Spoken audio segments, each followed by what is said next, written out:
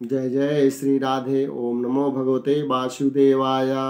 श्री गणपतये नमः, सरस्वत्यै नमः, महाबली वीर हनुमते नमः। बंधुओं, आज हम श्रीमद् भगवत गीता में भाग 4 में प्रवेश करते हैं। जय जय श्री राधे।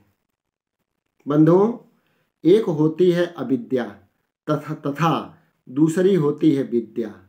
अविद्या अविद्यमान वस्तुओं में सत्य बुद्धि कराकर जीव को भटकाती है।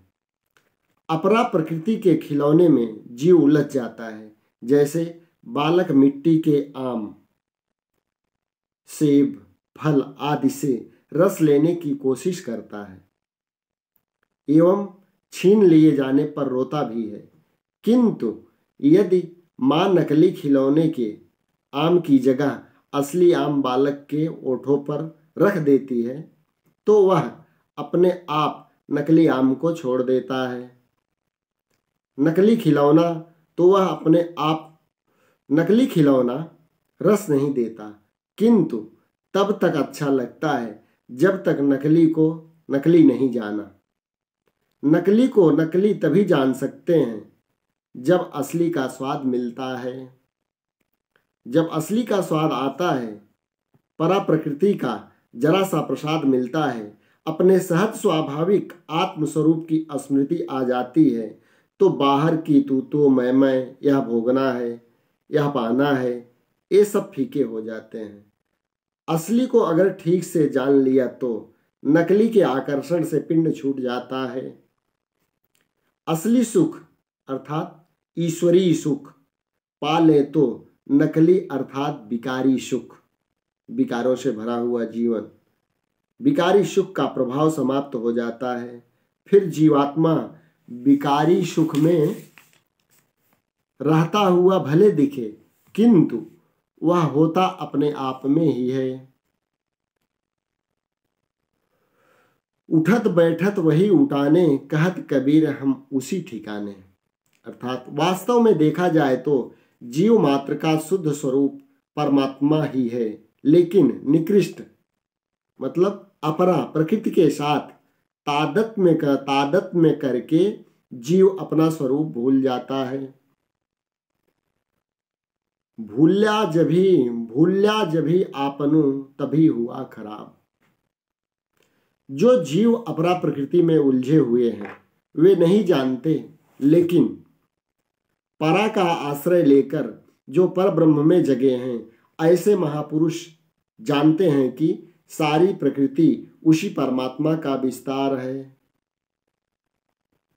ऐसा भगवत प्राप्त महापुरुषों का संग एवं साधन भजन ईश्वर प्राप्ति में बड़ी मदद करते हैं। जीव अगर साधन भजन छोड़ दे तो शरीर तो बना है, पंच महाभूत एवं मन बुद्धि तथा अहंकार इस निकृष्ट प्रकृति से, अतः वह जीव को निकृष्ट की तरफ, विषय विकारों की तरफ ही घसीट कर ले जाएगा। लेकिन ज्ञान के द्वारा, पुण्य के द्वारा, समझ के द्वारा निकृष्ट शरीर में होते हुए भी श्रेष्ठ आत्मा का अनुभव किया जा सकता है। असत जड़ दुख स्वरूप शरीर में होते हुए भी सत्य चित आनंद स्वरूप ईश्वर का अनुभव किया जा सकता है। मरण धर्म मानव शरीर में अमर आत्मा का दीदार किया जा सकता है। ये परा एवं अपरा दोनों प्रकृति में सत्ता भगवान की चेतना, भगवान की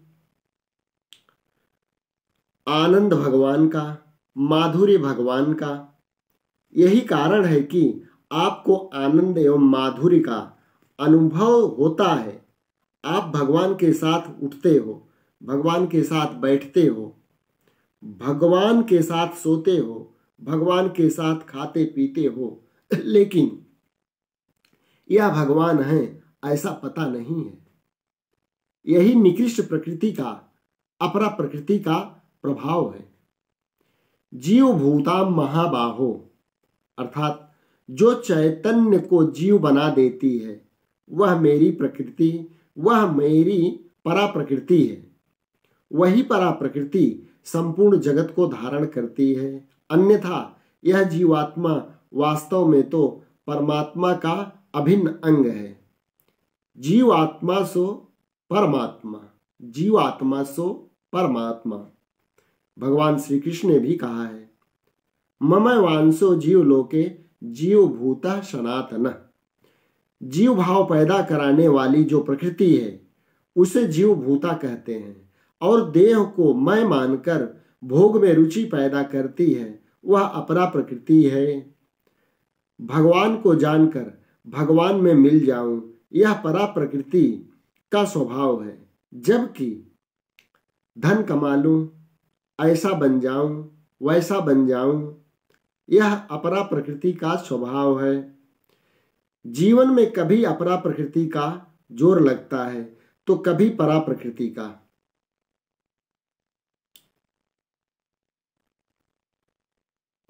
हाँ बंधुओं, हम जब सत्संग में होते हैं तो लगता है कि यह परमात्मा वाला रास्ता ठीक है, लेकिन जब संसार में जाते हैं तो लगता है कि यह भी तो करना चाहिए।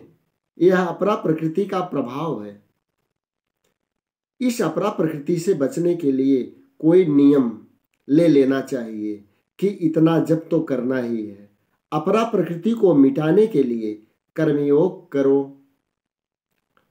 कर्म तो करो, लेकिन ईश्वर की प्रीति के लिए करो, दूसरों को सुख देने के लिए करो। भोगों की इच्छा कर्मयोग करने से मिटती है, और परमात्मा को जानने की इच्छा जिज्ञासा ज्ञान योग से पूरी होती है। इस प्रकार ज्ञान योग एवं कर्म योग का आश्रय लेकर अपरा प्रकृति के प्रभाव से अपने को छुड़ा लो एवं परा प्रकृति को सहयोग दो।